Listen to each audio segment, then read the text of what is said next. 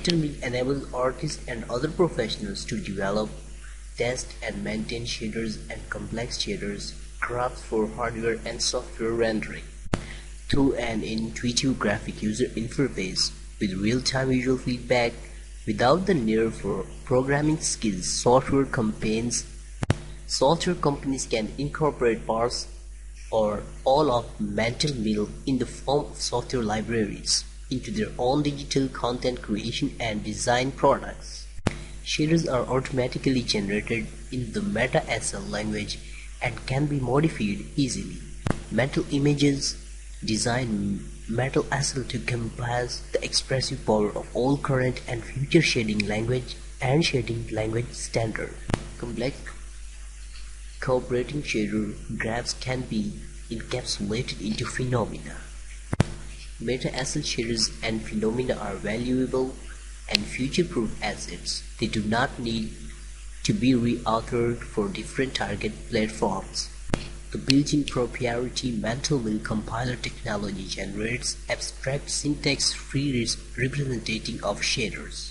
These are then translated by backend or plugin in modules into various dedicated or general-purpose target languages for compilation to one or more target platforms with the respective negative compilers. Okay, now we'll talk about what is the Mental Mill actually.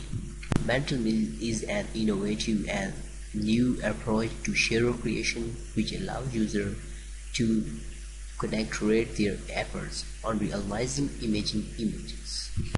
Mental Mill supports creation of shaders without programming, graphic shader debugging and optimization, repurposing and reuse of shaders.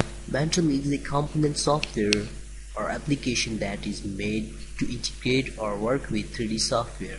At its core is MetaSL shader language, a simple yet expressive language that is the superest of all shader languages.